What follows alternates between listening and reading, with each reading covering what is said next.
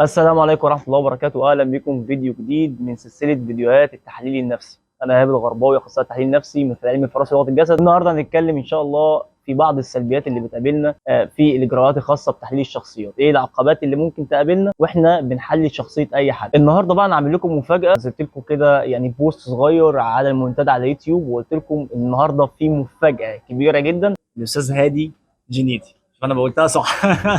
السلام عليكم. ازيكم يا جماعه؟ اخباركم ايه؟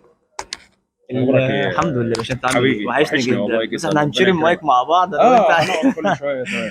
استاذ هادي يا جماعه، انا بقالي فتره كبيره جدا، يمكن قبل كده عملنا اكتر من فيديو عندي على القناه وعند الاستاذ هادي على القناه، وحاولنا ان احنا نتكلم مع بعض اكتر من مره وان احنا نحدد ميعاد اكتر من مره. عايز اقول لكم مستر هادي قاطع مسافه كبيره جدا النهارده مخصوص علشانكم، علشان نقدم لكم حاجه انتوا بتحبوها وحاجه فعلا احنا محتاجين نوصل فيها رساله. وده ان شاء الله هو الهدف، ان احنا بنكون مع بعض في اكتر من فيديو، وان شاء الله يكون في سلسله بعد كده متكامله. وبرضه انشطه ان شاء الله انتوا محتاجينها وسالتوني فيها وسالتوه برضه فيها، فان شاء الله هقدم لكم كل الحاجات دي باذن الله. سواء عندي على القناه وعند مستر هادي، وهيكون ما بيننا حاجات مشتركه برضو. المهم في النهايه ان احنا بنعمل كل ده عشانكم انتوا، واحنا سعداء جدا بكل متابعينا من مصر ومن خارج مصر، وخصوصا الوطن العربي الشقيق، على دعمهم المستمر. يعني الناس اللي بتحب تتعلم، والناس اللي بتدور على المعلومه، والناس اللي بتدور على كثره العلم، ده بحاجه في حد ذاتها بتسعدنا جدا. مستر هادي عامل ايه؟ وحشني، حبيبي ايه ربنا الاخبار؟ كله يكرمك. تمام؟ تمام الحمد لله حبيبي. يا باشا. مبدئيا يا جماعه، في حاجه مهمه دايما بتحصل لي على الواتساب. بتجيلي رسائل كتيره، مثلا فلان الفلاني حللني بشكل مختلف، انت مثلا حللتني بشكل مختلف. بصوا يا جماعه، هو تحليل الشخصيه هو واحد، ولكن هي الفكره اختلاف الكتب بيؤدي الى اختلاف المرادفات. انا قبل كده قلت المفروض ان انا لما اجيب كتاب هتعلم منه حاجات ليها علاقه بتحليل الشخصيه، وخصوصا الحاجات دي بتتكلم عن الاخلاق. مهم جدا ان انا اعرف الكاتب ديانته ايه، المكان الموطن بتاعه ايه. يعني مثلا دوله زي الصين، الصين تعتبر دولة اشتراكية تقريبا، يعني تقريبا الحد الأقصى للأجور شبه متساوي. فبالتالي فكرة الادخار عند نوعية دي من الناس تختلف عن فكرة الادخار عندنا في الوطن العربي تماما. فبالتالي لما يكون الشخص اللي كاتب الكتاب بيتكلم في معلومة زي الادخار، لازم أنا أبقى فاهم معلومة زي كده، الطريقة بتاعته هتكون مختلفة.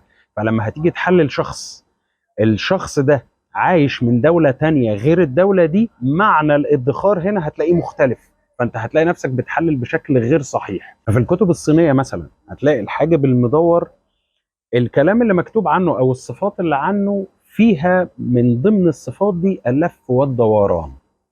عندنا في الوطن العربي ده مش شرط. ناس كتير جدا انا حللتهم الحواجب بتاعتهم بتكون مدوره، ولكن هو ما عندوش لف ودوران.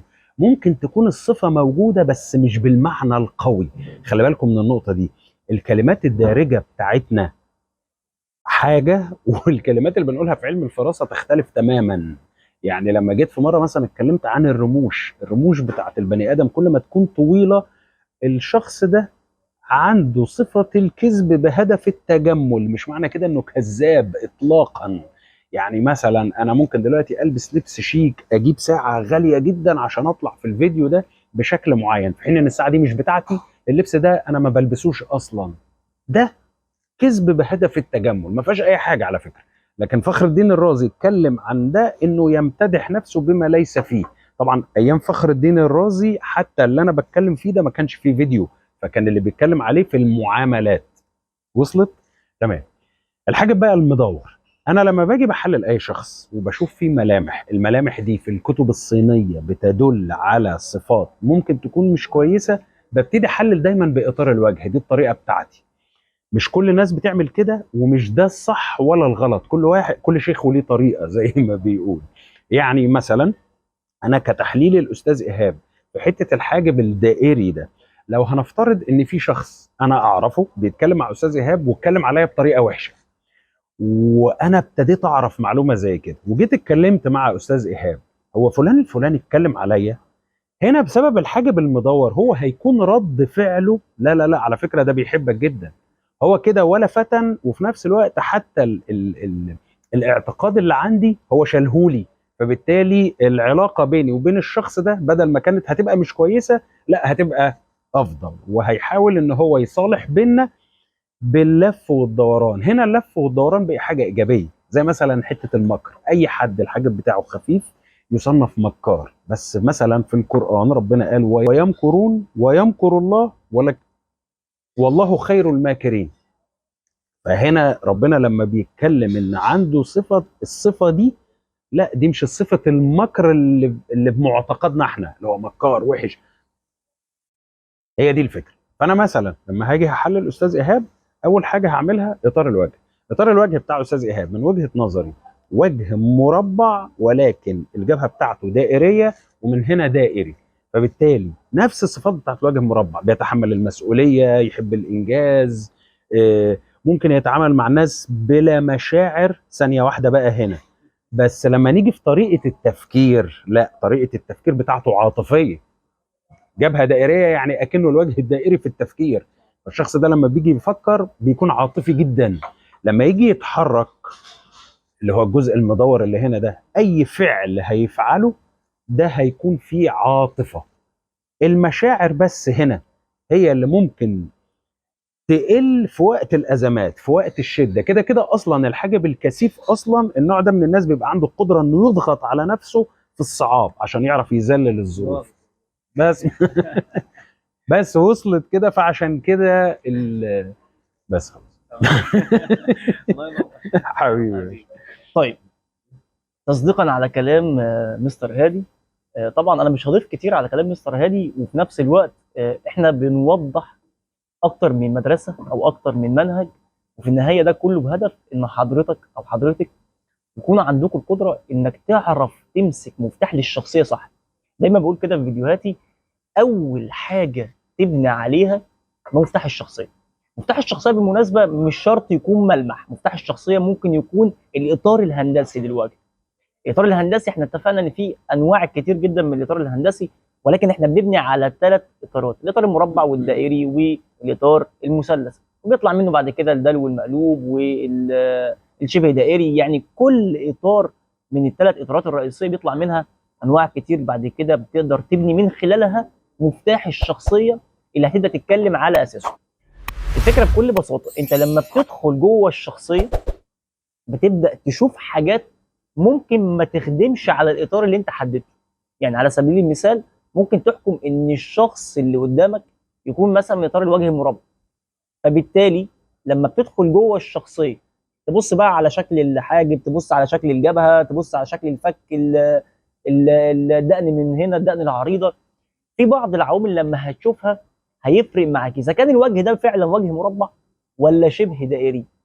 واتفقنا ان انت لو حددت الاطار غلط وبدات عليه هتبدا تتكلم وتسرد كل حاجه غلط. طب انت كنت شاطر جدا وعندك القدره زي مستر هادي انك تحدد الاطار وعندك درايه بالملامح، فبالتالي لو مستر هادي بيحللني هيبص على الاطار هيقول لك انت وجه مربع. طيب بعد ما هيدخل في التفاصيل، هو في ثواني معدوده ولحظات هيبدا يدرك لا ده مش مربع صريح. فبالتالي هيعمل ايه؟ هيديني الجزء الخاص بالعقلانيه الاول، وبعد كده هيبدا يدخل معايا في الاطار زي ما هو اتكلم في الجبهه الدائريه، هيبدا يبني على كده ان في مشاعر، بعد كده هيبدا يبني على ردود افعال معينه او اتجاهات شخصيه معينه. وهي دي المشكله والازمه اللي بتقابل كتير جدا من اصدقائنا المتابعين. يمكن اسئله بتجيلي كتير وبتيجي لمستر هادي نفس الاسئله، وبالمناسبه احنا علشان يعني اصدقاء على المستوى الشخصي وبنتكلم كتير مع بعض وبنحاول طول الوقت ان كلامنا كله يكون في اتجاه الفايده لحضراتكم، سواء عنده على القناه وعندي. احنا عايزين في النهايه نوصل باعلى استفاده ممكنه. بس النقطه اللي فعلا كتير جدا بنقع فيها وحضراتكم دايما بتسالوا فيها، ويمكن هي النقطه دي بالتحديد اللي بنتكلم فيها كتير، فكره هو انت بتحلل صح ولا ايهاب الغرباوي بيحلل صح؟ فبيجي لي هو مستر هادي قال، يعني كان في تعليق جالي على اخر فيديو تقريبا، كنا بنتكلم تقريبا عن الحاجب الدائري وبقول ان هو يعني التنظيم والترتيب. فحد عمل لي تعليق وقال لي لا غلط، ده هو بيدل على الغدر تقريبا، كانت صفه سلبيه جدا يعني. فانا قلت له مين اللي قال لك كده؟ فقالها لي صريحه كده، قال لي هادي جنيدي. فانا الحقيقه طبعا يعني استاذ هادي استاذ كبير، وانا متاكد مليون في الميه ان هو لو قال ملمح حتى بطريقه غير اللي انا بقولها او بصفات تانية انا متاكد ان هو عامل ربط ببقيه الملامح، فهو بياكد الملامح اللي موجوده او بقيه الصفات اللي موجوده. وده بالمناسبه كانت اجابتي عليه في الكومنت، ان انا متاكد ان مستر هادي عامل طريقه ربط، وهو صادق في معلومته، او اللي هو بيقوله ده شيء صحيح. فهي دي الفكره يا جماعه، احنا بنبني على اللي بنسمعه. وبالمناسبه ده غلط، ويمكن انا قلت كده كتير جدا، ومستر هادي برضه نفس الموضوع. ما ينفعش اقول مثلا على الشخص الشكاك ان هو شخص شكاك بطبعه، فبالتالي هو بيشك في كل اللي حواليه، بيشك في زوجته، بيشك في اولاده، لان ده هيعمل مشكله ومصيبه كبيره جدا. انا في تعليق جالي مره بيقول لي انت، ويمكن عملت عنه فيديو بالمناسبه على القناه، بيقول لي انت بنت يعني اتسببت او هتتسبب في خراب بيتي، لان انا شفت الفيديو اللي انت عملته حماتها ده. بتتفرج عليا فشافت حاجات فعملت اسقاط عليها، فدي كانت مصيبه كبيره. ما ينفعش تعمل اسقاط بشكل مباشر. احنا بنتعلم وبناخد كورسات وبنجتهد، وبالمناسبه دي حاجه عظيمه جدا، ولسه بتكلم مع مستر هادي فيها، وان شاء الله هنعمل لكم اكتر من فعاليه واكتر من كورس مشترك باذن الله، وهتكون حاجه دسمه بجد تليق بيكم ان شاء الله. فبنتكلم على فكره ان انت بيبقى عندك المعلومه فبتعمل عليها اسقاط على زميلك او على صديقك او على والدك او اي حد في دايره معارفك، فبالتالي بعد كده الاسقاط ده ممكن يكون مش صحيح بالمره، فتخسر الناس دي او تتعامل معاهم بالاسلوب او بالمنهج اللي ما ينفعش نتعامل بيه. فهي دي الفكره. فاحنا النهارده بنحدد اطار وجه حلو جدا صحيح، ممكن تقدر تحدد اطار وجه ما دمت ان انت محترف، يعني عندك القدره على انك تعرف اطار الوجه من اول نظره. برضه انك حددت اطار الوجه ده وما كانش يعني انت مش متاكد منه بنسبه كبيره، تعمل ايه؟ تخش بقى جوه الشخصيه بقى، تشوف بقى ان الملمح الحاجب القريب من العين ده معناه ايه، العيون العسل زي بتاعت مستر هادي دي معناها ايه؟